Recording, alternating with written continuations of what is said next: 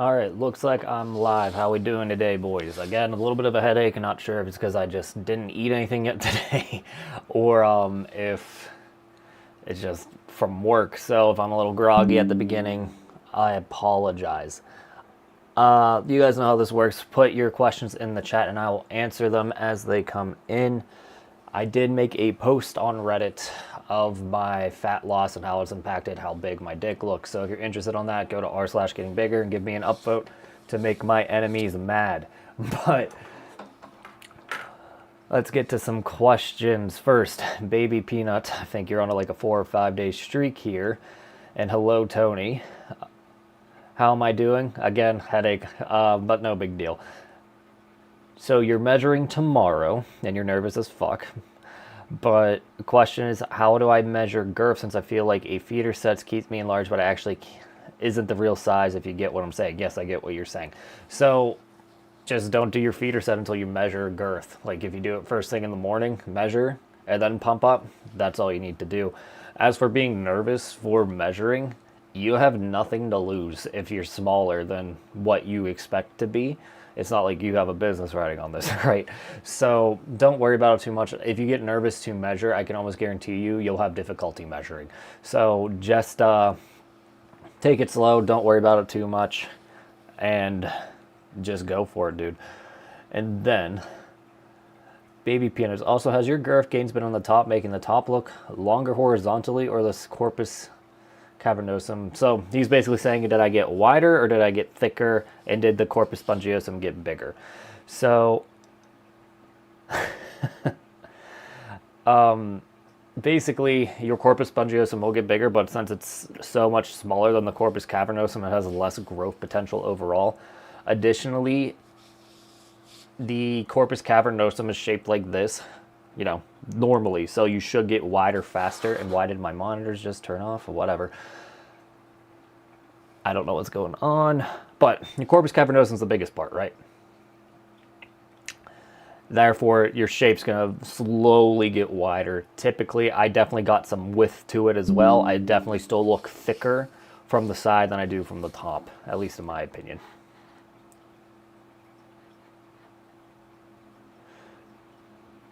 Let's see. So Peanut also says, but I do have a business online. OnlyFans, I don't know if you're being serious, but like OnlyFans did a lot of fucking work. Speaking to someone who actually tried to do an OnlyFans, I would really think that through if you're serious about it. Like it's a lot of online marketing more than anything else.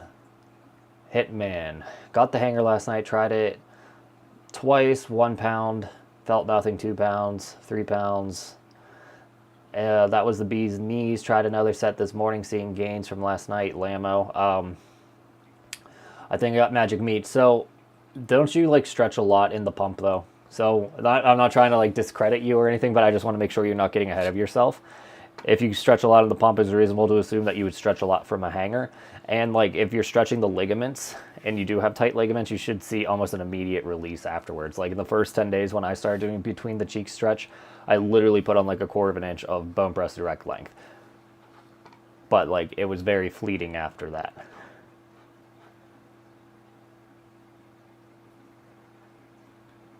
Jamar, how much can you expect PE to increase vascularity just based off of people I've seen, like Shane Diesel, for example? I noticed how much veins can add to the visual aspect of bigger sizes. So for me, my vascularity comes back a lot like 2 or 3 weeks after not doing PE. So like I'm incredibly vascular when I'm not beating the shit out of my dick. I mean, it's pretty reasonable to assume that, right? So you will get vascular, but you're going to be largely dependent on how vascular you are to begin with. Like I'm not a particularly vascular guy, so like I'm not going to get like those really big thick veins, but like I do get a lot of vasculature in my skin.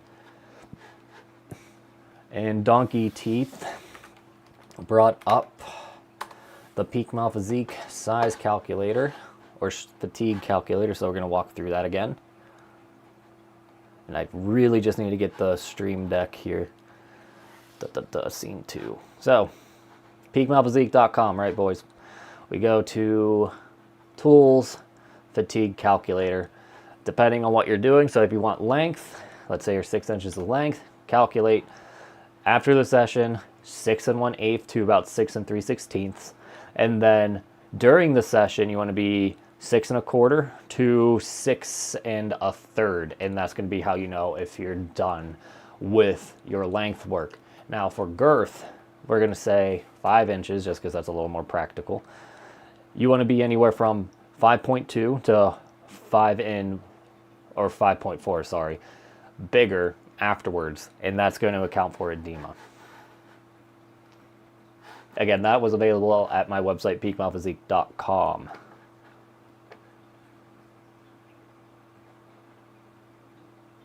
I don't know if Waking Dream's on here, but yeah, I can do that. So please consider updating the tool on the PMP website to show the measurements on the site to the nearest 16th instead of the decimal. We can probably figure out how to show both, believe it or not. And besides, it makes a little more sense when you do it in metric because, like, you know, millimeters are technically a decimal. So also, are you gatekeeping the Discord? No, I'm just very bad at promoting all my projects. So normally we have someone who's on the Discord drop the link, but I can do that. It's not that I don't want the Discord to be hidden or anything. It's just like I have so much going on that I have to prioritize what social media I try to grow. So invite people, copy, make this never expire, generate new link, copy. Whoops, what the fuck? Well, I swear everything is just not working. So I'm just trying to copy the link, right? And then that's what it's happening because of whatever. So invite people, copy. Yep, it's doing the same thing. God damn it. I can't put the Discord link right now. I'm sorry. If anyone's on mobile, please give it a try.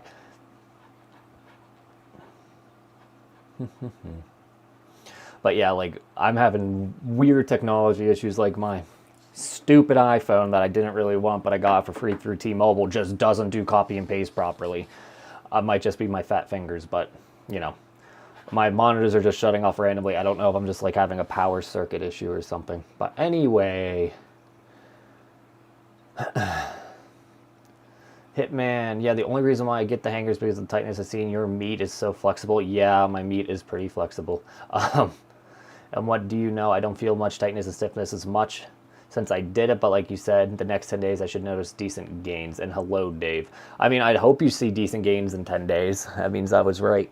But I don't want to make any promises that I can't actually, you know, guarantee. For Seekin, any reason you never done PMMA for girth games? It seems quite safe and effective. It would save you a lot of time. Do you think it would ruin your PE credibility? Yes. So for those who don't know, PMMA is like a silicone filler that slowly turns to collagen. So while it works, it's not going to be, there's a very distinct notice to the shape. So like your skin looks just thicker, but you lose a lot of vascularity. And then a lot of guys don't get their glands done, so they have a really tiny head and then like literally a beer can for a dick. I'm already 6 inches mid-shaft girth and 7 inches base. I don't need it. Like, any girth gains I get right now is going to be just, like, bonus points at this point. Like, my wife, quite frankly, loves my dick as is.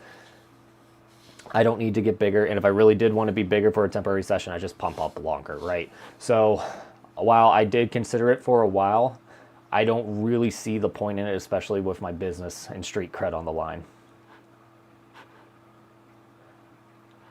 But if you want PMA, go for it. It's just not something I would necessarily recommend. 0. After a year of girth, should I switch to length? I would, unless you still want to gain girth and you're still gaining girth.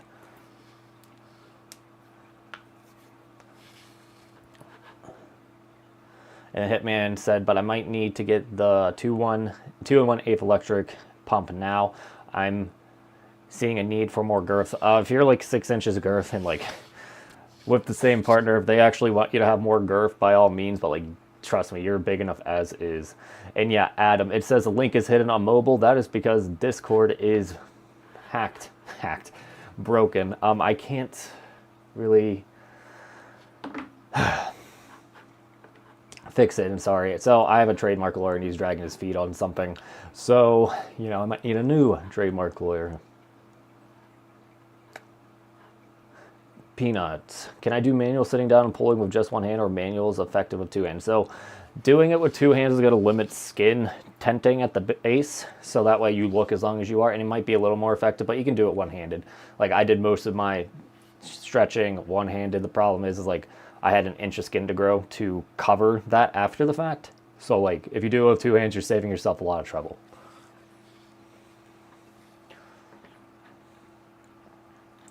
So Dave, if I work on girth, is there any way to target the shaft and not the head? So like, unless you have like a really disproportionate gland, so like we're talking like 4-inch shaft, 5-inch glands, you should grow mostly shaft. Like my glands got huge, but like my shaft is grown probably faster than my glands did. So if you're really struggling to keep your glands from growing, then make something called glands caps, mainly for vacuum hanging. Not that I necessarily recommend it, but it would limit expansion. Anytime I tried to pump with a glands cap, though, it just shot off. So you could potentially even tape your glands while erect to keep them, you know, relatively normal size. But big glands are awesome. I wouldn't really fuck with it too much.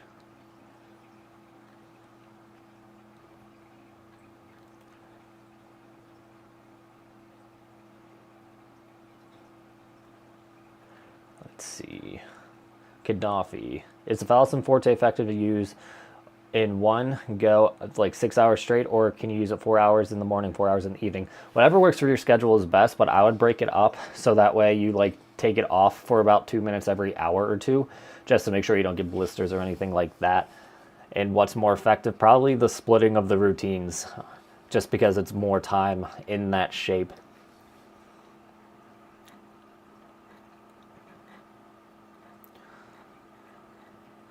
So Hitman, he was on the Pornhub.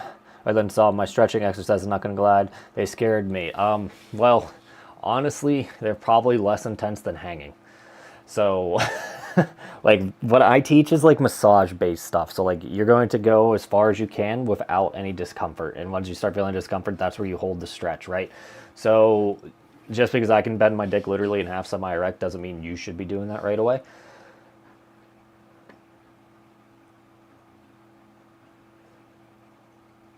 So just for fun, I usually use heat while pumping. Should I also use heat during feeder sets? Depends how cold it is. Like for your feeder sets, it's probably not that big of a deal. But like if you get a lot more edema than normal without heat, then continue using heat with feeder sets. It's just like that added step that might deter you from doing it.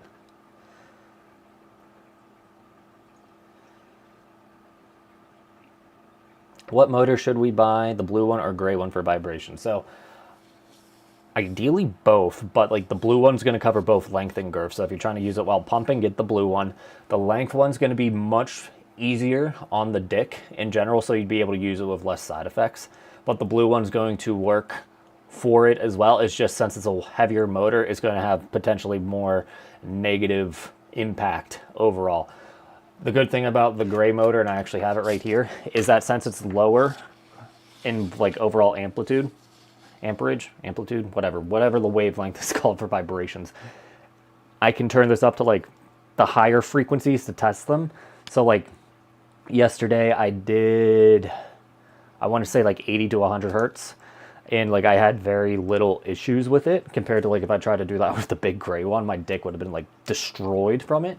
So like, and the only reason I want to do it is there's some research I need to check and, you know, collaborate on or corroborate on. Okay, that's a little better.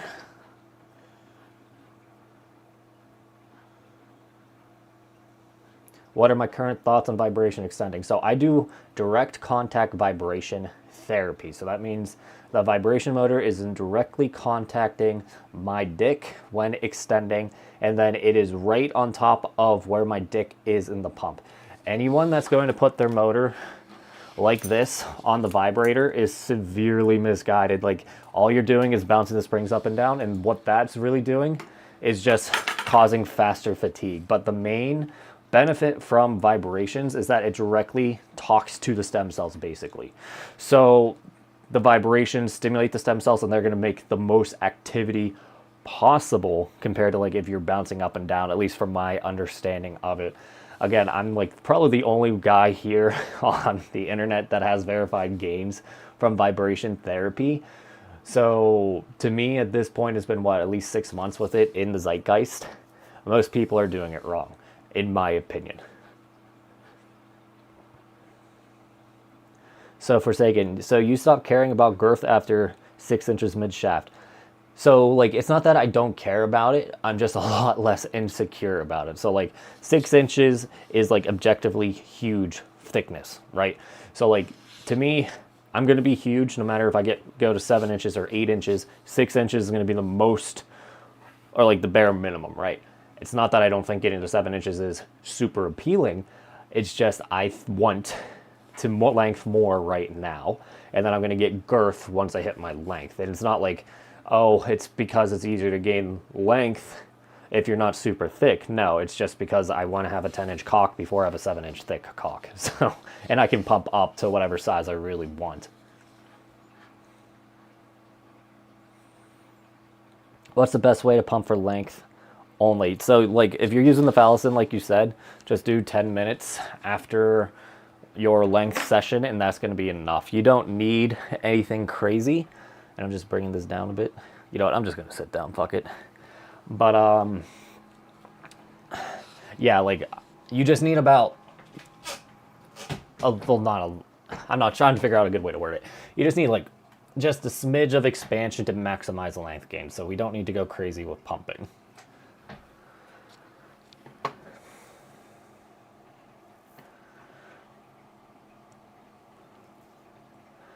So 0. I want to gain more girth, however, 1/2 inch in length is all I want. Maybe I'll be desensitized to girth training. So at a certain point, you will get more strength adaptation in either directions from my own limited experience. So like I switch every year normally, but this year I'm just going back to length. It just makes more sense to me to divide and conquer. And like, but like, dude, if you're still gaining at the same routine doing girth, there's no real reason to not do girth if you want girth. So like you can do girth for 2 years straight if you're still gaining, right? As long as you can manage the workload and you don't have to do progressive overload. And I cannot control my camera today. There we go.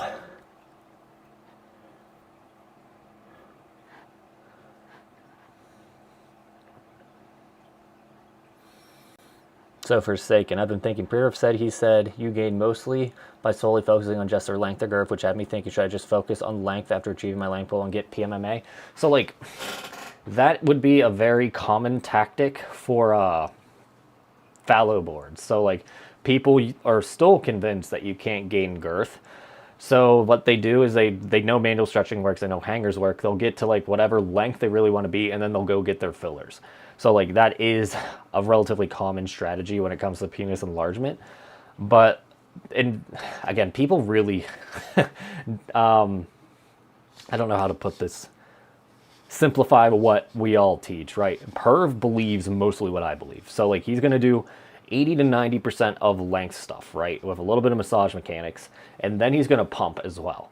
So like, it's not like he's just doing length work. He is doing technically girth work. I call it an expansion to fit my model better.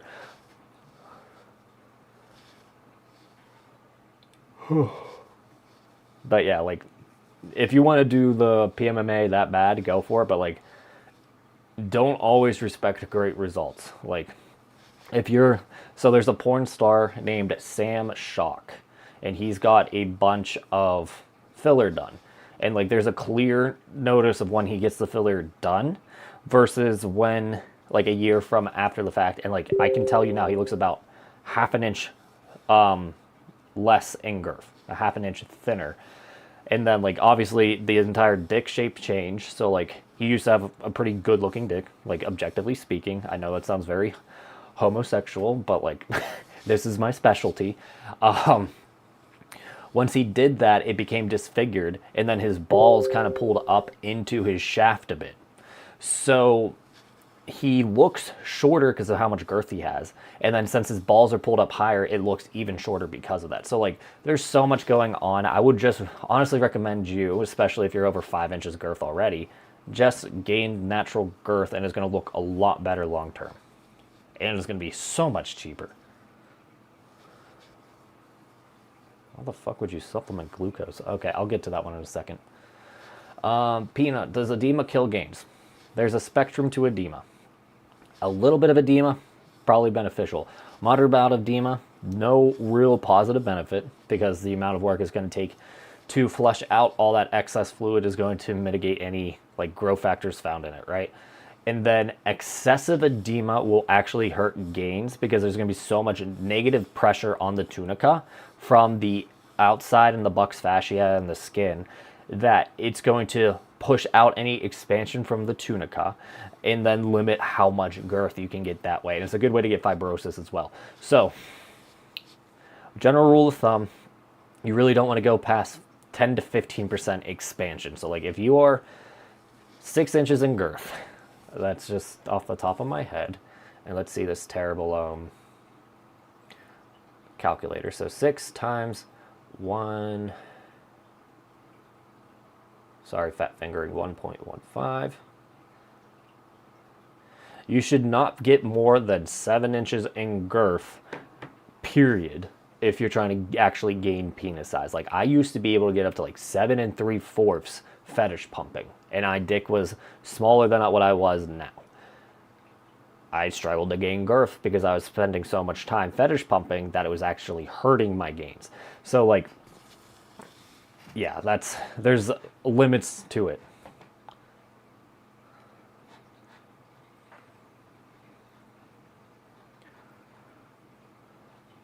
And how did I get my PP so flexible? Well, just think about it like normal flexibility, right? The more often you stretch the tissue, the more flexible it gets. So the more often you try to touch your toes, the easier it is to touch the toes. The more often you pull your dick to the side, the farther you can stretch it to the side.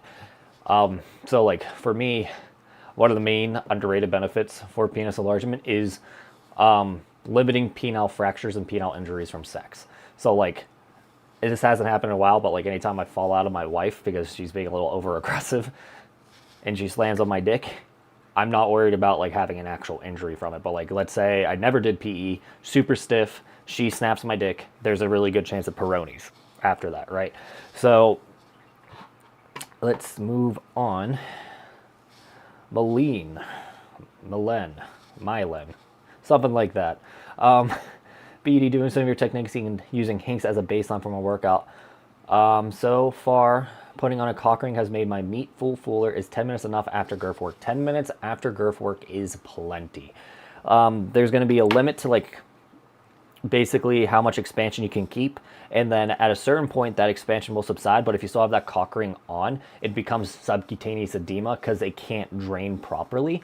So like 10 to 20 minutes max is the safe range. The longer you wear it, the more likely you are to have like that edema conversion, is a good way to put it actually.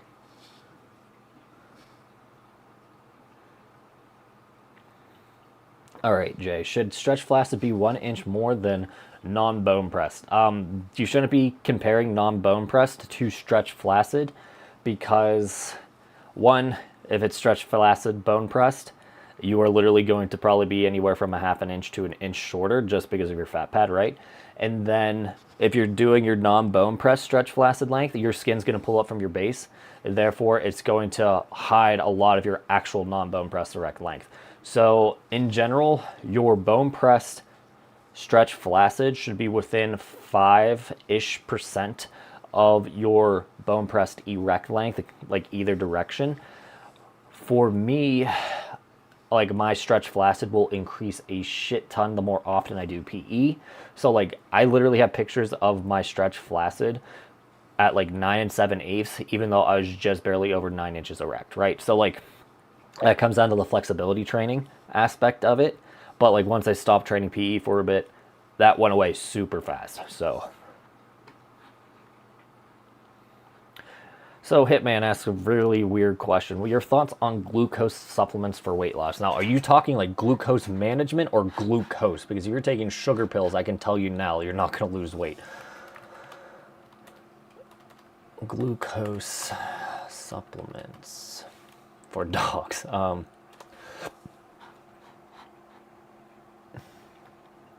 right, I'll pull up my screen so you guys can see what I'm looking at. So we are at first form. No pictures. Like, what the fuck is going on today with all my stuff? Glucose disposal agent. What the fuck could this even be? Oh, you're not going to show the block. This is why we have... this is why I have issues with the supplement industry. Yeah, I can't even tell you what's in this stuff, so don't take it. That is much effort I'm putting on this. Supplements can help, but I would not say you want something that's going to help lower blood sugar, because that's going to be potentially dangerous. You're better off limiting carbs in general and have your blood sugar drop naturally throughout the day than you are trying to like spike it low, I guess, dip it low, than anything else. Like, safety speaking, I'm telling you now, I fell into like ketosis a few times throughout this diet in particular. It fucking sucks. Like that borderline spot where you're like pivoting between fat energy dominant and then blood sugar energy dominant. Oh my god, you feel so sick. So it just depends on your intolerance, right? But that's a no for me. Errol Hussein,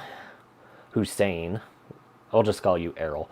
I just had an embolization of the testicular vein today. What is the best way to ease back into a stretching routine without too much strain? Usually do vibration stretches. You are just best off taking 4 to 6 weeks off, having your doctor clear you for sex, and then you're probably good for stretching again. Don't add vibrations for the next 2 or 3 months after that, though, okay? It's not something you really want to fuck with. Would you rather have a functioning testicle or a slightly longer dick? Like, just take the time off. Tula, I want to thank you for splitting. The idea of splitting sessions or pumping the past few days been very girthy. Quarter of an inch more most days, and the glands are like a half an inch more. Well, that's interesting. Yeah, I mean, like, I've seen pretty good results with it, and that's why I bring it up so often, so I'm glad you could corroborate it.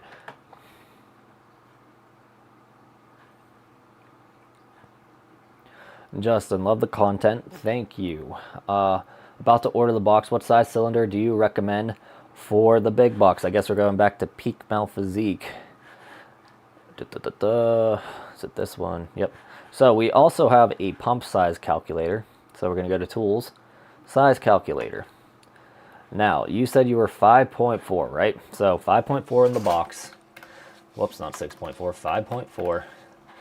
Normally we recommend about 10% bigger to grow. And I can tell you now, this is going to tell you need a 2.0. But like, if you want to save a bit of money, you can get 15% bigger, or like you have really big glands. Is it going to probably tell you to get a 2 and 1? I would get a 2 and 1/8 in that scenario, but either a 2.0 or 2 and 1/8, you'll be good. If you get the 2 and 1/8, get a pump sleeve with it. So like, that's going to be the bigger box and up. So this one, and that one comes with, we did just get an order in, so we need to update inventory, but it's going to come with all the stuff that you need. So like the pump sleeve, the ball stretcher, all that stuff to keep you comfortable. Red, if you're watching, let me know when that shipment comes in. And you can just telegram me or shoot me up on Discord instead of putting it in chat. Where are my...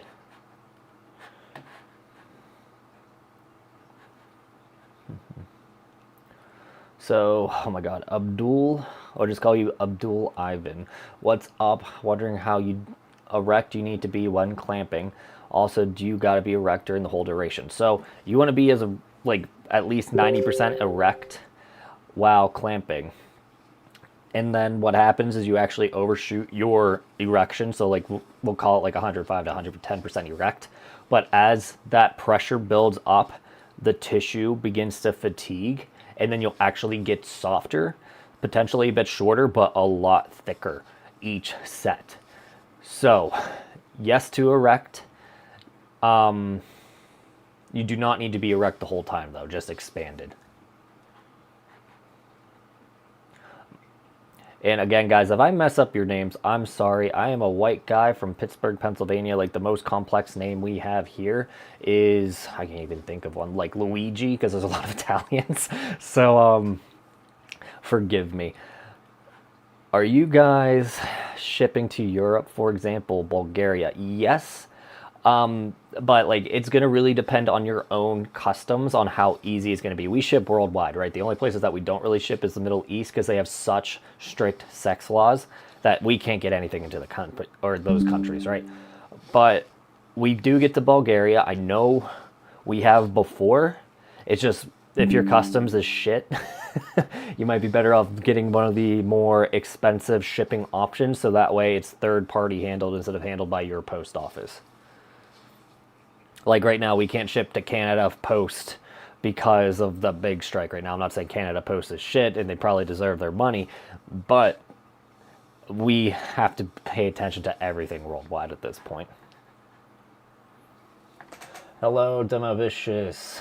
I just got the gray motor. I love it. If you're talking about the tiny one, awesome. If you're talking about the really big one that I used before, just be very careful of how much pressure or, speed you're using. All right, guys, I'm sorry. I really have to pee, so I'll be back in 1 minute. Have some fun looking at my fish instead. Let's see if I can do this real quick. Yeah. Also, that tank is filthy, so I need some work. But I'll be right back.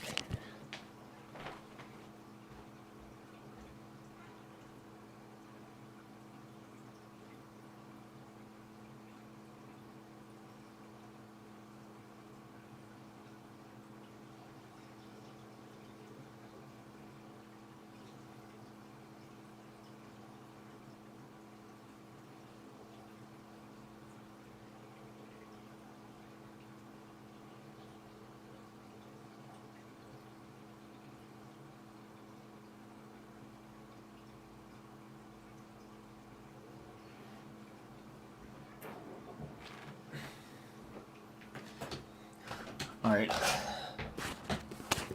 Hopefully that wasn't too long. Let's see. I usually keep that at 24 millimeters. So one of the weird things that I need to figure out with this job is how cameras work. And like, I'm a pretty tech savvy guy, but like audio and video is so fucking finicky.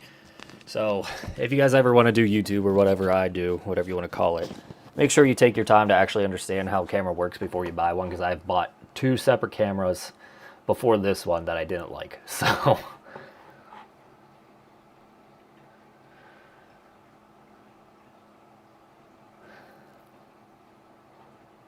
10 on the clock. Okay, yeah, that sounds right for your vibrator Domitius. Phil, how much weight do I need to hang with the male hanger to make gains? So I have most of my newbies start at like 2.5 over the first month, and then we get you up to 5, and like you should be seeing pretty good stretch at that point. With the male hanger, you can tend to go a little bit higher than I normally recommend. So like you might want to work up to 7 a little bit faster than I would normally recommend, but 5 is a good starting point. That's going to be your best bet. And Abdul, do you recommend clamping after length work or counterintuitive? No, it is going to be very beneficial because basically, like for the reason I teach pumping afterwards is that we're going to be growing blood vessels, right? And that's going to fill out that new length direction. With clamping, you are going to have a lot of blood vessel development with it as well. So it's going to be beneficial if you do it after length work.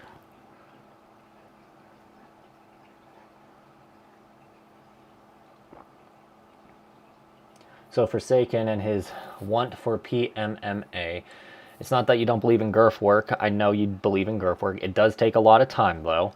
Regarding what Perv said, he said in his video that you gain most by focusing on just length or girth. Yes, but like there's a spectrum to it, okay? I can tell you now, Perv has been spending at least 10 to 20 minutes pumping alongside his length routine. However, if you're trying to gain just girth, there's no real reason to be using an extender along with it. And then you just do girth work. It's, again, it's a spectrum of work. That's all I'm saying. So like, for example, if I'm trying to think of a good bodybuilding way to put it. Yeah, I can't think of a good bodybuilding way to put it.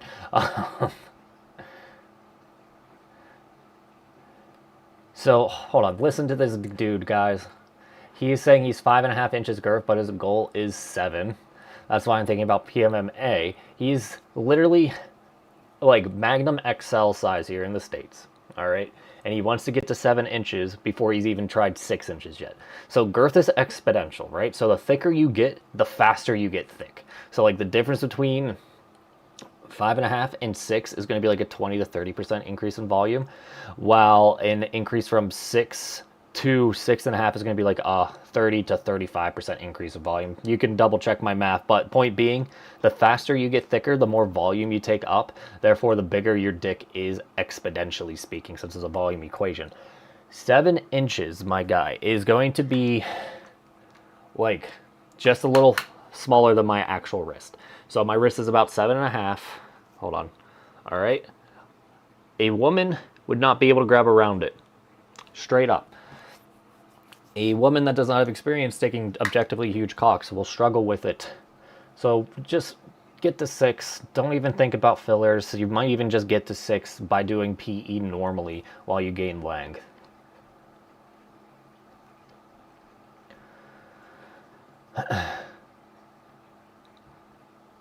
Will you be making a new subreddit? No. So I still have Call of Duty that I never use.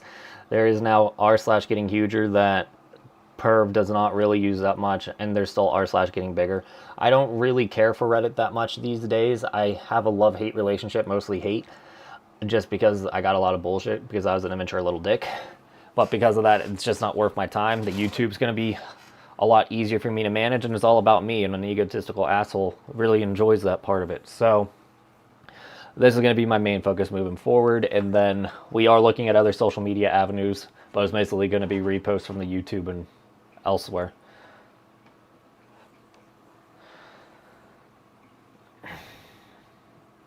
Okay. Did I skip some questions?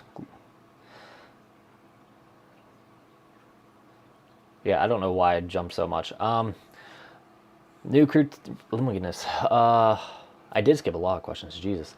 Aline, do you take L-citrulline before bed? Not often, but like if I'm about to do it late at night, yes. So I prefer to take L-citrulline for bodybuilding and cardio more than penis enlargement.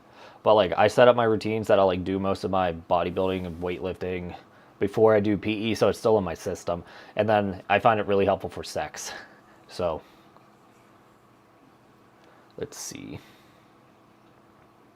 New routine critique, 15 minutes of hanging, 5-minute breaks, and another 15 minutes on 20 minutes of pumping, and then ring for 20 minutes, all in the morning, same at night. So you're doing 2 routines a day.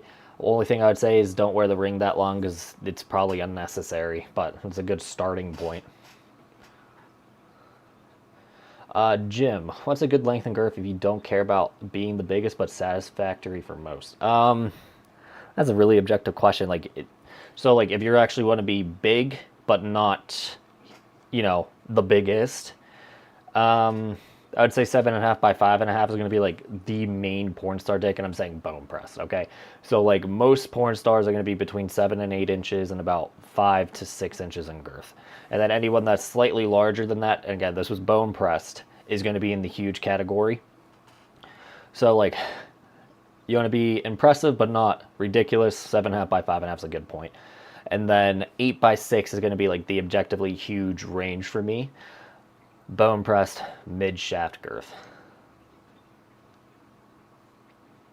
And Anonymous, you are welcome for that stretching video.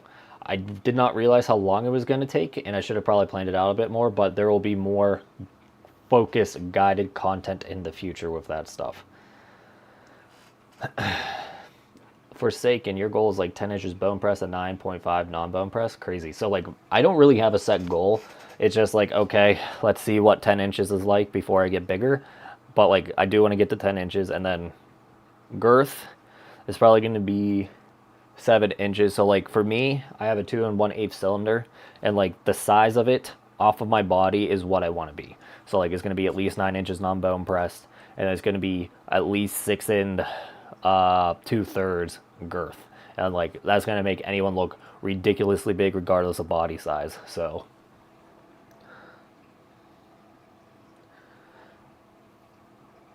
let's see. So Donkey Teeth ordered the motors with the following numbers. Thank you for putting that. The 2838, that's back there. And then the 3650. This is a 2430 for the really tiny one. The 3650 is probably the big gray one. I would be using the blue one more than anything else, Donkey Teeth. And they should both be 12 volts if you're in America. If you are in the EU and UK, that's going to be 24 volts. How hot was that water, Leopold? He cleaned his vacuum cup of hot water and it got deformed. Now it gets my glands bumpy. That water had to be above boiling, dude. Holy shit. If you got it from us, let me know. But like, you probably are better off just getting another vacuum cup in general.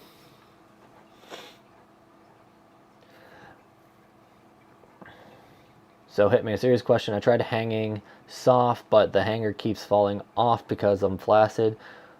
Or should I use more tape? I only use 3 pounds at my heaviest. What you probably should be doing is wrapping more. So like, you could use more gauze obviously, but like a sock is going to be pretty good for this as well. And there's little bolts at the bottom of the mail hanger that you can tighten a little bit. Like one turn is going to be like a 1/16 of an inch less in diameter. So like, that's going to be 1/4 of an inch per turn in girth, if that makes any sense. Okay, Donkey Teeth, Jesus. Let's see. Can you give us an update on what numbers are on the motors you use? So like I said, I'm right now mainly using the 2430. That's the real tiny one. For the dial, it actually comes with a smaller power brick.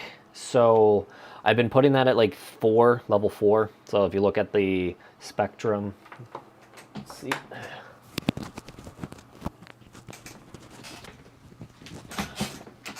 So this is the bigger one, but I'll get the point across.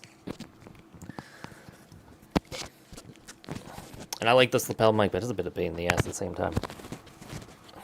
Okay, so there's little nodules, right? So level 4 on that one is going to be 10 o'clock, like I've been saying. But with the 2430, since it's so light compared to the other ones, I can literally turn it up to here, and it's not going to really cause any issues. For the blue one, same idea, but like, you really shouldn't be going past the halfway mark. And then for the big gray one, like, there is no real reason to go past the 3rd mark, just because of how heavy it is.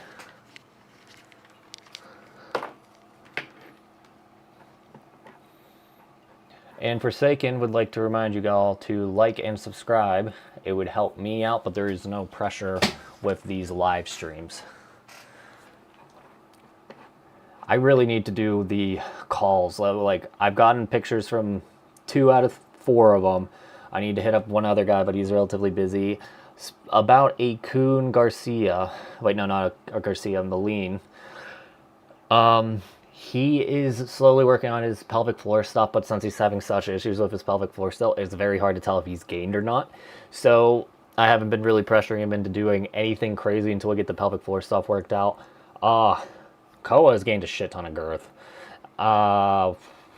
Rosewood has put on some girth, even though we've been working on length, which is annoying, but you know, I can't really control it. Again, I put them all on like the most cutting edge, like all the stuff that I've been doing, and apparently it's a little bit more effective for girth than it is for length right now. So we're going to tweak his routine to be more focused on girth and see what we can get. Koa is kind of doing his own thing. He just started the mail hanger, and then I need to bother Bezo and see what he's been doing. He's also a bit of a free spirit. We're working with Akun. I really got to message them.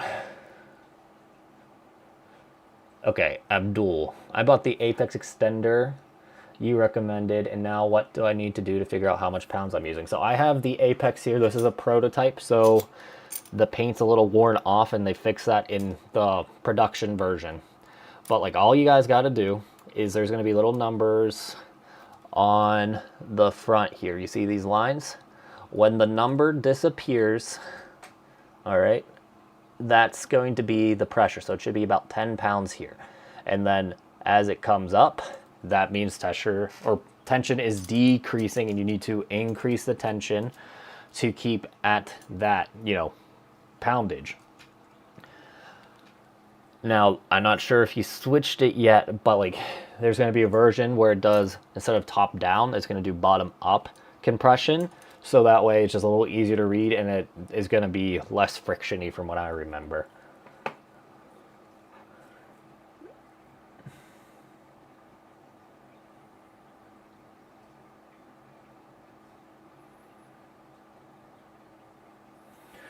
Okay, Bran himself. Okay. I've been hanging a lot more recently. I'm starting to feel it pull my lower abs. My abs almost feel weak after hanging. Can I back off the weight? So, that's going to be relatively common. So, like, if you look at an anatomical model, the ligament works into the external oblique in that fascia. So, like, there will be tension in your lower abs if you're using adequate weight. I would say I did feel some soreness up in that area for the first month or so, but it will dissipate. If it's really uncomfortable for you, you could work down and wait, but like I would not be too concerned about it. So Robbie, being serious, why does my penis retract before bowel movements? Is this normal? I wouldn't say I experienced any retraction beforehand. Like when I was younger and there's just less room down there, I would actually get like a bit of a semi from that pressure, right? So I don't want to say it's normal just based off of that. It's going to be some pelvic floor intolerance. It should be more, like I said, since there's going to be excess pressure down there from the bowel movement, you should have blood moving to your dick more than anything else. It's probably like some kind of contraction response. So like you're doing some kind of kegling that's limiting blood flow to your genitals when you have to go number 2, I would assume. But that is interesting, Robbie. That is for sure. If you do all that stretching stuff I put up and it helps, let me know.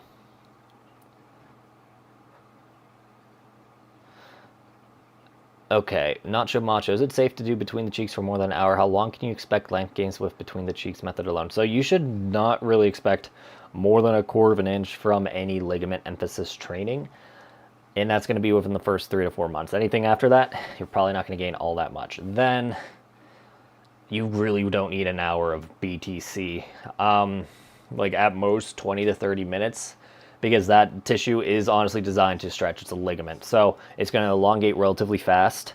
And like, again, it's going to be the same rules as if it was with just normal strain. So like, if your suspensory ligament is about 2 to 3 inches long, that means we want it to be like 2 1/8 longer to like, or 3 1/8 longer if we're like actually measuring it. So like, we're talking very minor improvement, but it's going to be percentage-wise very large.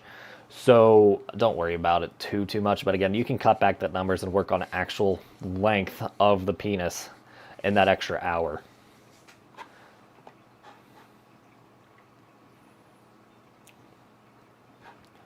So strength versus hypertrophy, that's your analogy. No. It's kind of part of it, but like, so we have strength adaptation, and that's going to happen no matter what we do. And then part of that is going to be hypertrophy in soft tissue. It's just how this works. What I try to do is eke out as much gains as possible per strength level. So like, I'm going to try to gain as much as I can with 5 pounds of tension before I move up to 7 pounds of tension. So that way we avoid as much strength adaptation, or at least delay it as much as possible. So that way we can do enough work reasonably. So like, it's going to take us 40 to 60 minutes in length, and we can just slowly crank up the weight over time rather than trying to constantly add more weight, even though it's going to be the most, you know, I'm going to say mentally rewarding way to do PE. Like, my dick's getting stronger, therefore it should be getting bigger. But in general, the longer that we can do PE, the more long-term gains we can have. So the more we can eke out at each level, the better.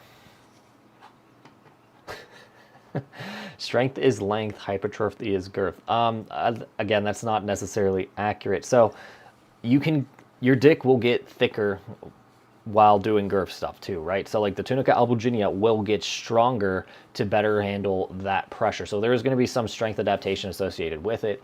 It's just easier to equate strength gain with length because we're literally hanging weight off of it. But since it's going to be being able to handle more pressure with girth.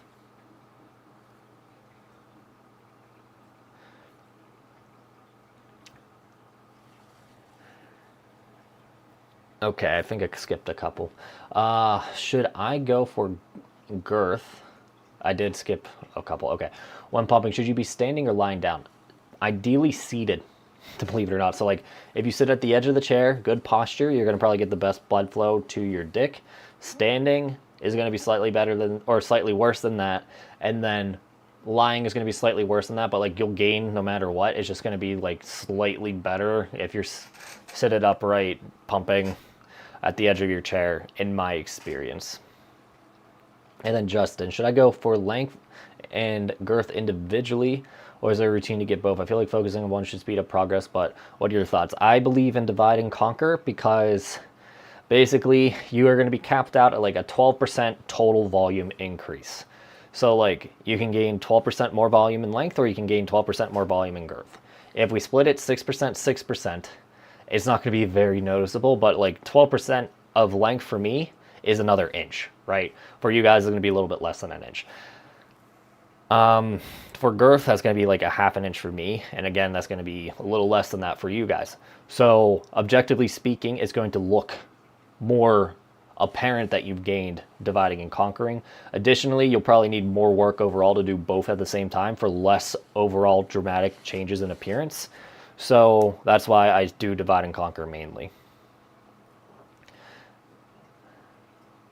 And Forsaken, I'm not surprised that you are an insecure little bitch, but my issue is like I've been telling you this shit for months, my guy, and I honestly think you're going to need a little bit more outside help because I've been in your position and it's such a fucking terrible position and it honestly cripples you. So if you haven't been to therapy for this stuff, I would strongly consider this because it's not a healthy way to live. It is going to literally cripple your own personal growth, and it is going to be nothing but mental hangups for the rest of your life if you don't nip it in your butt now.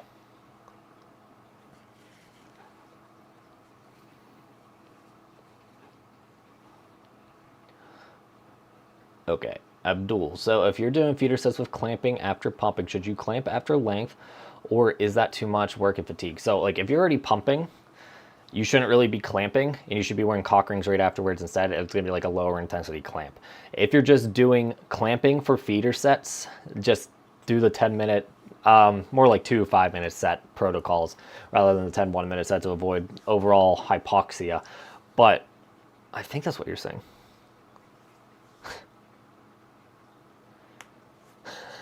Are you trying to get me in trouble, Salas? Let me reread what Abdul asked. So you're doing feeder sets with clamping after pumping. Okay, so yeah, don't clamp and pump for feeder sets, just choose one. BD, off talk. If I were an American, I would vote for you. Well, thank you. You are very politicized, and I guess you mean progressive. I like the way you talked about politics the previous time. The problem is like, America is so politicized that it's not even that it's that politicized. Most populist opinions, so like, healthcare should not be to the point where we have to murder CEOs for them to start listening to us, right?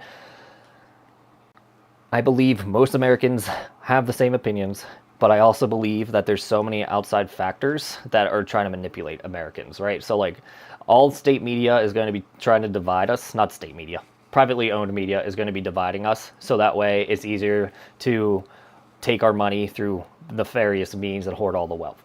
But I'm not going to get too far into it right now because we're talking about dick. But thank you for the compliment.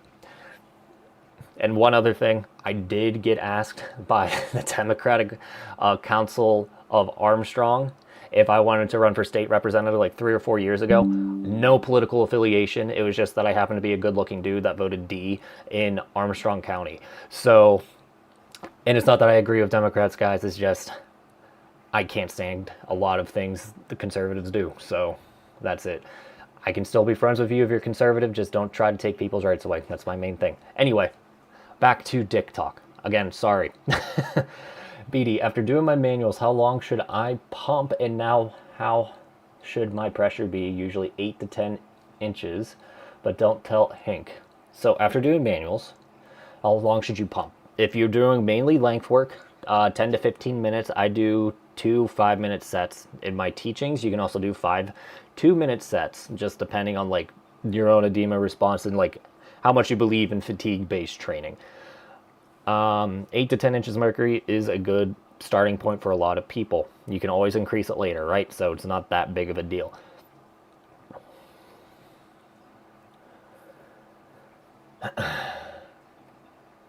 What made you get into PE? Ask Brandon and share what you learned on internet. What's your origin story? So I have always been, I don't know, size inclined. So like for context, my dad's like was 6'1", 300 for most of his life. He got like lap band surgery and got down to 250. And then he started doing semaglutide. He's finally actually started into a healthy weight. But like he was relatively short compared to my 6'5" uncle. My brother's 6'4". And then, so for me being only 6'1", I'm relatively short in my family. So size and height has always been like kind of like a masculine thing for me. And then all my role models growing up were superheroes. So like Batman, Superman. So like to me, to be considered masculine, you always had to be well muscled. And then that translated to penis size. And I started watching porn at a very young age. So my pubescent dick looked tiny compared to porn stars. And that made me want to be larger than life, and that's what made me seek out PE mainly. One of the main ticking points though was going to be that I was at a party one time when I was like 15 or 16, and some asshole had FaceTime up and he was going around the room showing girls, guys in their underwear, and all I heard is that he was small. I guarantee you they weren't talking about me, but it made me very insecure about it, so that's when I really got into it. Now, when I started posting it online, it was more so that I got a really big dopamine hit from the first comment about helping someone figure out how to pump, right? So I slowly... No, what actually happened is that people kept asking my routine, so I filmed it over like the COVID break, and then it kind of just snowballed out of there. And then with COVID, I was able to put a lot of time into this to make it like an actual community. And then I started taking money from it. And then apparently I'm really good at business. And that was basically it. So that's kind of my origin story. I was never like destroyed by a woman or anything like that. It was more so that I was limited by my own insecurities. If like I had, honestly, if I did like normal therapy, because I was like 6'5" when I started PE, right? I would not have done this stuff, right? But, you know. Any tips on not getting the balls sucked up in the pump? Well, I do have this site up called peakmale-physique.com. There are a few things. So there's a pump sleeve, right? And then there's ball stretchers. So if we pull up the pump comfort kit, if I can type. So basically what I would always recommend is like if you're between size, get the pump sleeve. That's going to like make the hole smaller so your skin can't be pulled up. And then we're going to harness your balls so that way they can't be pulled up into it. It still can be a little bit uncomfortable, but you literally can't pull your balls in because there's rubber separating it. This is $15 with free shipping here in the United States, and then you get a $5 credit to Europe on your shipping. So I would say it's a relatively inexpensive way to protect your balls when pumping. And like if you buy some of our kits, they already come with it.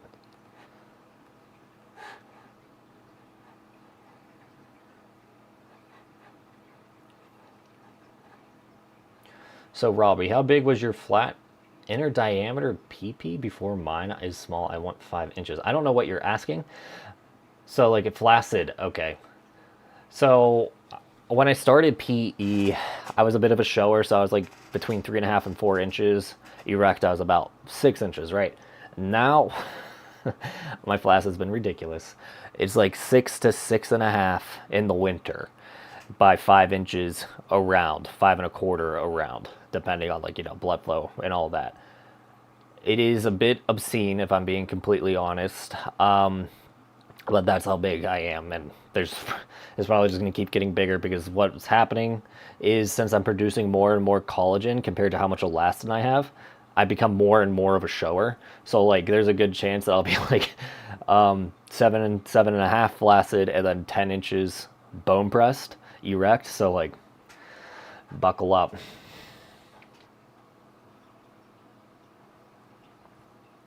Justin, is it normal to get 100% gland fullness during sex?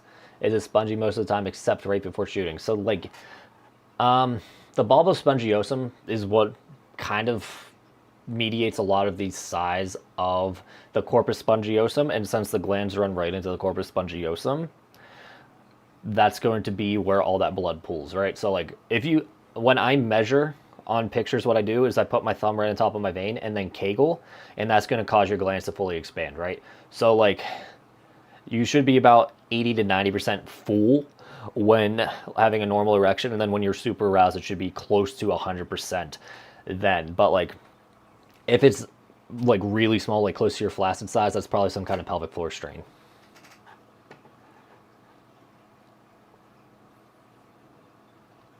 So Tula, I use a girth for pumping. Use pumping for girth, you mean?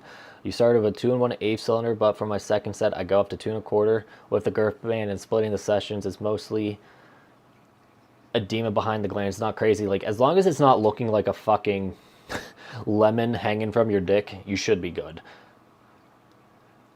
Dante, can I pump before I hang? Yes, but like, if you're doing vacuum hanging, it's going to increase the risk of blisters. So you should have at least like a 2 to 3 hour period to be safe. If not, just flip the order. That would be probably more beneficial anyway. Eddie asks, is it true pumps are mainly for girth and not for length? Yes. So it's like, if we look at patients with macrophallus, right? They gain obscene amounts of girth from having obscenely long periods of erection under high pressure, right? So like, pumping is going to mimic that very well. So they'll gain some length with it, but it's going to mainly be girth.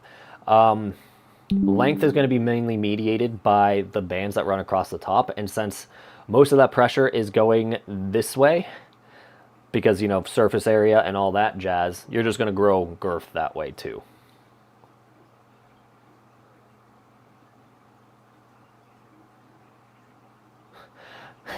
Forsaken. So you're saying you're going to start PE after the new year, even though you already have the shit, and you're very insecure about your size. But anyway, I'm reading all these posts doing PE for X amount of time and not gaining. It made me insanely worried that I might not be a responder. So you're worried about not gaining before you even start is a good way to make sure that you don't gain, because then you're going to be scared of overdoing it or underdoing it, and you're going to end up canceling out basically mentally and just not doing it. So what I'm going to say is stop researching. Just do whatever I teach, which is going to be like the interval length protocol, interval pumping, and give it a month or two, see if it gains. If not, seek outside advice. I can almost guarantee you everyone can gain. It's just a matter of, first, not letting your mind get the best of you. 2, putting enough work in and without overdoing it. That's basically the true, or that's going to be the easiest way to gain without letting your mind get the best of you.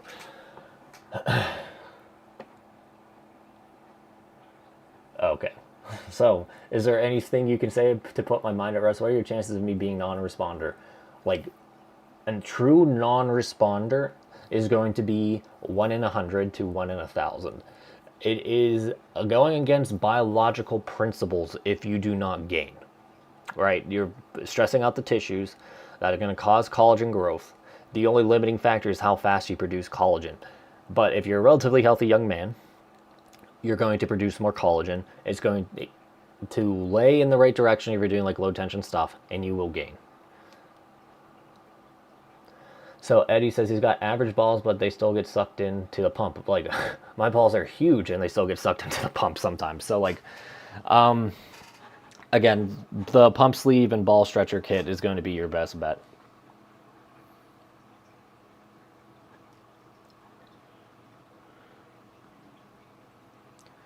So yeah, with the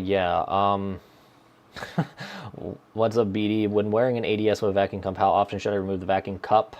And how long should I wait between working sets and feeder sets? So 4 to 6 hours between working sets and feeder sets. And then I guess 4 to 8, really. But for the vacuum cup, I would say take it off every 2 hours, which is about how often I take a piss. So that's going to be your best bet, I bet. Because like it's going to be low tension. You don't really have to worry about blisters. It's more so like getting over edema response, like too much edema in your glands.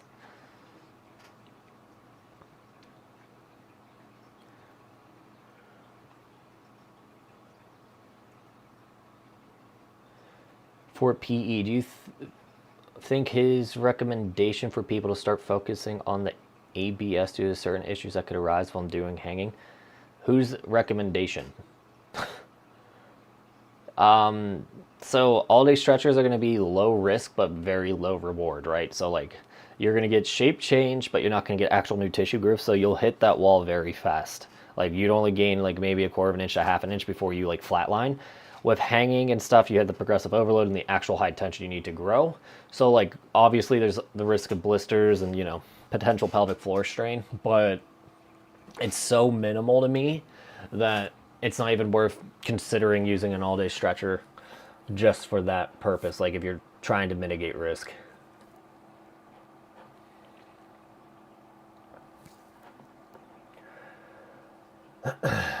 Peanut. And just so you know, guys, I'm going to head out in 10 minutes to save my voice for filming other videos and such. Peanut. IDK if it's my head, but I feel like my sensitivity has gone up since I started feeder sets. I'm going to get busy towards the end of the month and I already had issues of lasting, so what do I do? So part of it is because of like you're literally playing with yourself, right? So like you're touching your dick for an extra 20 minutes every day. It's going to put more blood in, and that's actually going to help grow your nerves a bit. If you're really worried about not lasting, you're best off just not doing feeder sets those couple days, and that should dissipate a bit. But like an increase in sensitivity is a very good sign. That means you have a lot of growth activity down there.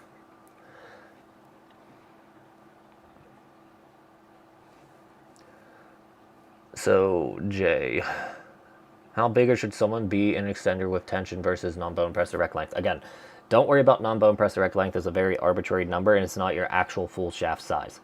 Always go off of your bone press stretch flaccid length, and if you're like looking at my model, you don't even want to look at your erect length when you're looking at strain and fatigue. So you're looking at being 2 to 3% longer after the session, and then while in device 4 to 6% longer from your bone press stretch flaccid to whatever length you are in the session, or the very first 10 seconds of the first set to the very last 10 seconds of the last set. That's going to be your delta.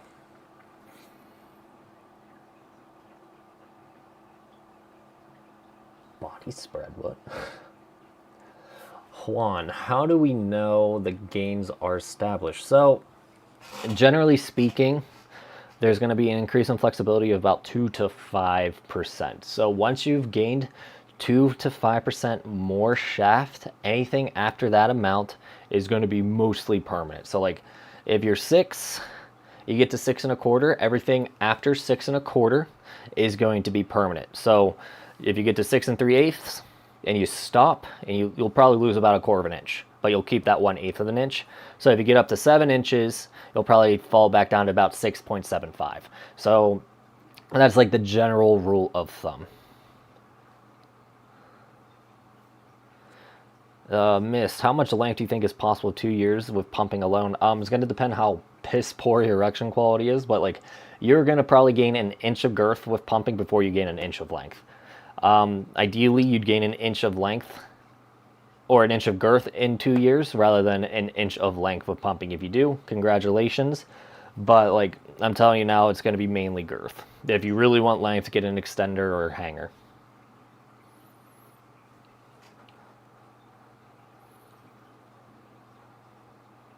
Okay, hold on. Forsaken saying some bullshit. BD, everything will get solved after I've reached my goals. So what happens when your goals change? So like my original goal was to be only like 208 pounds. And I still wasn't happy. And I still blasted steroids, all right? you are going to put yourself at risk because you are putting too much value in your external self rather than fixing the shit that's wrong in your mind that's making you want to do this stuff. So again, dude, if you can't figure it out on your own, why you're like this, go to therapy.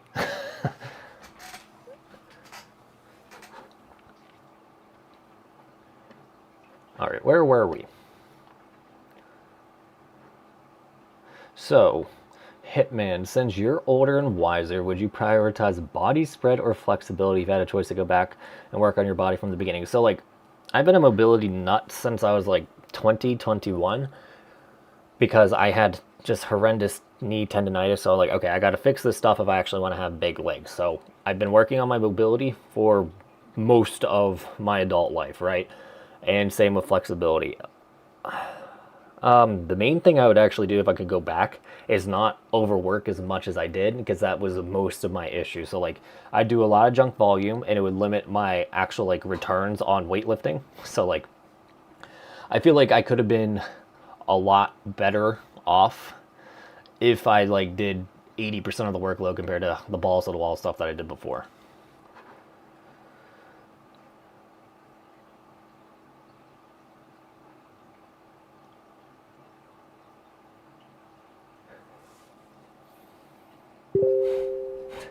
Kenny Wallace, I follow George Carlin on my politics. Again, George Carlin, may he rest in peace, is pretty accurate for a lot of Americans.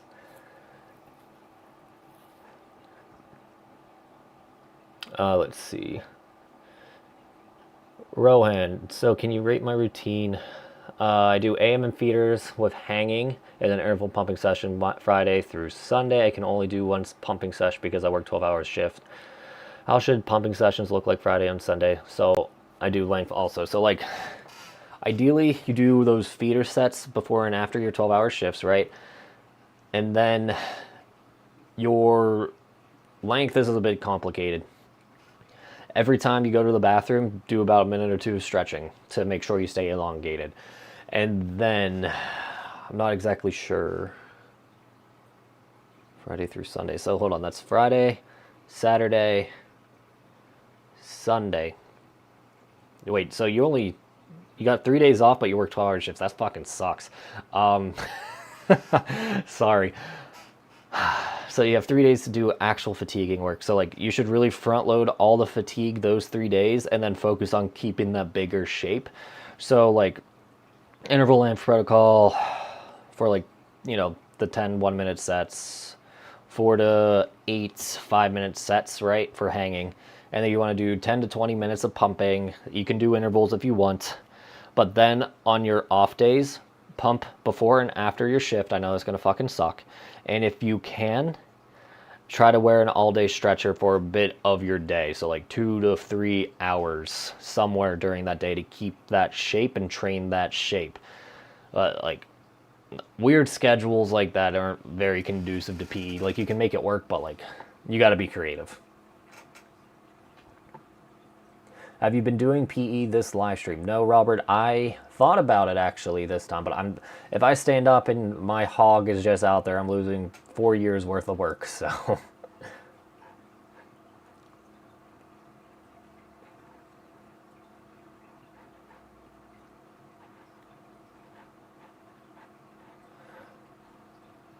Okay, Justin, what are your thoughts on the best way to improve erection quality?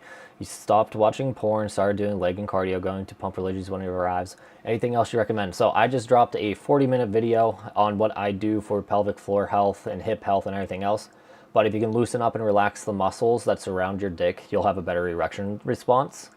So that's going to be a bunch of like prayer pose, frog pose, some gluteal stretches, anything like that really is going to help make it easier to flex for an erection.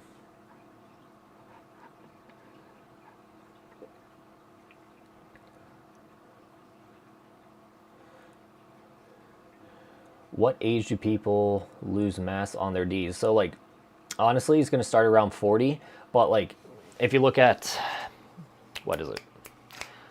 The penis size averages, you'll see that average penis size for men over 40 have slowly increased. And the main reason why is because Cialis and Viagra came out in the 90s.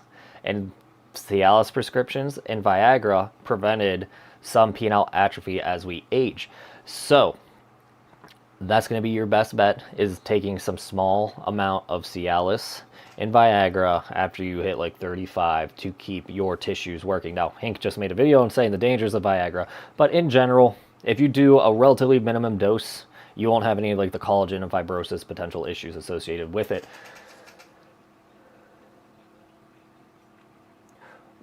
Juan, what's the difference between clamping and pumping? So, like from a physics perspective, clamping is going to be internal pressure from stopping blood flow, causing it to build up inside like a pressure vessel, and then pumping pulls in pressure, so that's going to be external pressure.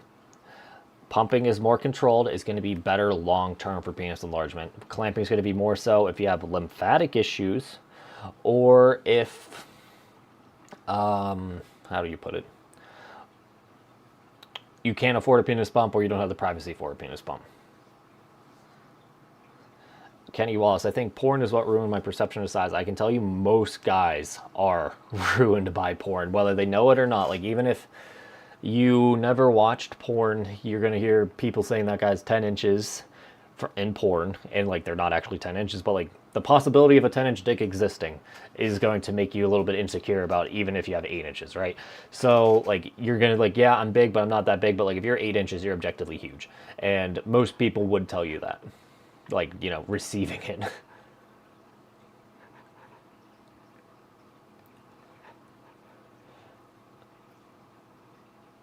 Let's see, Garako. If wearing it all day, how many pounds of tension? So like, based on my model, anything over 1 to 2 pounds is going to be technically high tension. So you only want to be doing like at most 2 pounds, probably 1 pound is going to be your best bet. Abdul, how you do the thing that Akun and the other side of the marathon thing, I think, by the way, okay, the gainathon. So how do you join it? Right now, I am only taking on those 4 guys, and while I would like to do more, it's just like I barely have time to handle those 4 now. So like once they graduate, I'll open up spots and you have to apply. But like right now, I can't tell you that it's going to be this year or the next. So, construction noise. All things being equal, would a big D, generally speaking, be better than giving an orgasm than an average one? Define big, first of all. So, like, I would say, like, 6.5 by 5 is going to be, like, the sweet spot to pleasure to all partners. Because, like, it's going to be big for small vaginas, and it's going to be good enough for big vaginas, right? So I would say an above average dick is better than an average dick, but an average dick can make it work too. It's not like an either or.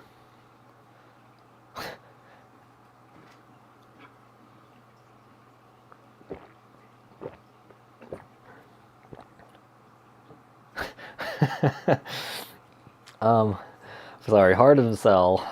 So doesn't everyone do pee during the live stream? It's basically a reminder to get it done. I mean, a lot of people might be right now. I just recommend you don't tell me about it because it makes me feel a little weird. But yeah, that reminds me, someone wanted me to do like live streams of me doing PE and make it like a boot camp. And it's probably fucking lucrative. Like, we're talking tons of money in that. But I don't have like, first, the charisma. Second, I'd be just a little embarrassed to do that. And I don't want people to get the wrong ideas that I am solely straight. If I was gay, I would definitely know it by now, right? And I just don't want to lead a lot of guys down the wrong, or give the guys the wrong idea. I don't know who Jim's rap is, Kenny Wallace, or I don't know who Jim is or what his rap is, so.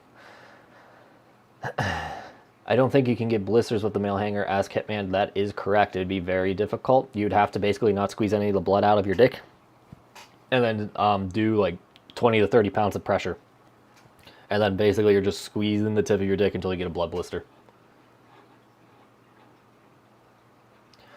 Salih.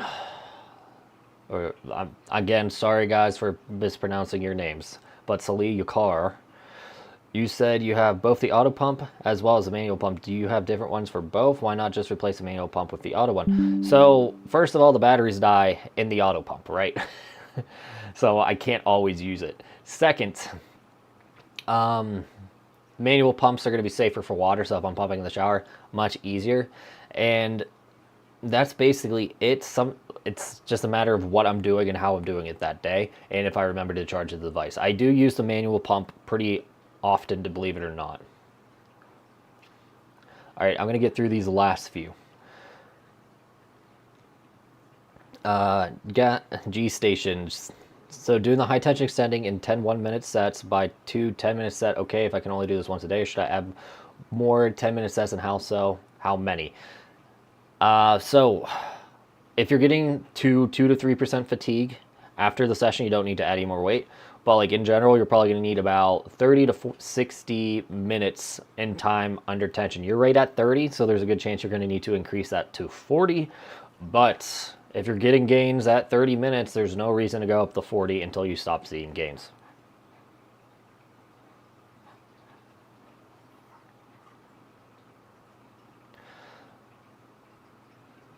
John Thomas, what's your opinion on the D ring after extending and pumping to help growth? Some people are against it. I'm pretty sure I'm the one who's repopularized it lately. So you only need 10 minutes after pumping, and it's going to basically tell the tunica, all right, so you're no longer erect, but we're going to make you relax in this big, thick shape. So that way that expansion sticks around for a lot longer. So just don't wear it all day, obviously, like 10, 20 minutes max. And you should see a benefit from it, but you do have the risk of more lymphatic issues, and that's the main issue associated with it.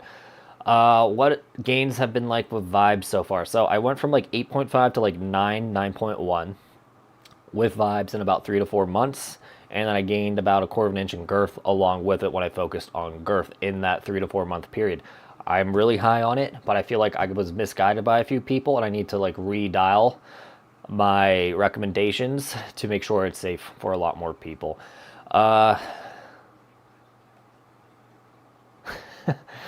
Simon, random question. Calc SD says global average is 8x6 is 3 in a million and Western is 5 in 1,000. Both seem wrong. So yeah, first, I know the Western average is just wrong in general because they've taken studies that are either self-reported, someone said, but I know for a fact they are just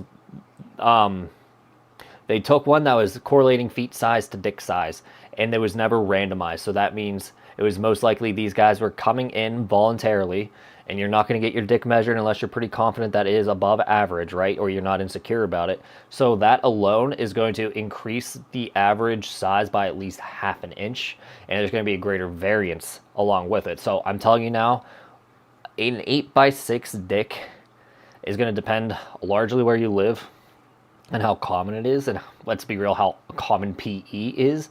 But like I would say it's going to be more like 1 in 100,000 to be an 8x6 dick than it is to be like 1 in 3 million.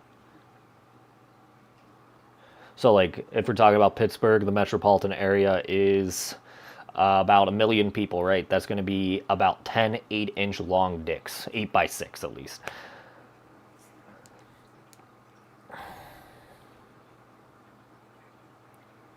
I'm going to get me a woman to help me with PE one day, and then I'll be the king of this community. Well, I hate to break it to you, but I have a wife, and eventually she will be working for me. And I don't know if she's ever going to be in my videos or anything, but let's just say you're going to have a very tall mountain to climb at that point. Swaggist, is 20 minutes of extending combined with feeder sets enough for growth? Maybe. If you're like my clients for the gain-a-thon, you will definitely gain girth. I can't tell you why, but you're more than likely going to need about 30 minutes of extending, like high tension extending, to gain length. And that's just been what I've seen. And Salih, thanks for adding legit value to our lives, and don't worry about the mispronunciation. It's a bit of an ego thing, if I'm going to be completely honest. I consider myself relatively worldly, so the fact that I can't pronounce Indian names bothers me a bit, and I want to work on that a bit. Okay, last question. Not seeing bone press stretch flaccid increase in the last month or before session, but post sessions. Take a week off and then add a little bit more pumping and see if that does anything for you. I don't know why, but I've noticed when I pump a bit, I'm a bit more stretchy pre-flaccid, stretch flaccid, if you know what I'm saying. All right, losing my voice, losing my mind. I'll be live again 2 p.m. tomorrow. It should be Wednesday, right? That's not calendar. Why do they keep changing things? Yeah, it's going to be Wednesday. But yeah, I'll see you then, guys. Save your questions for tomorrow.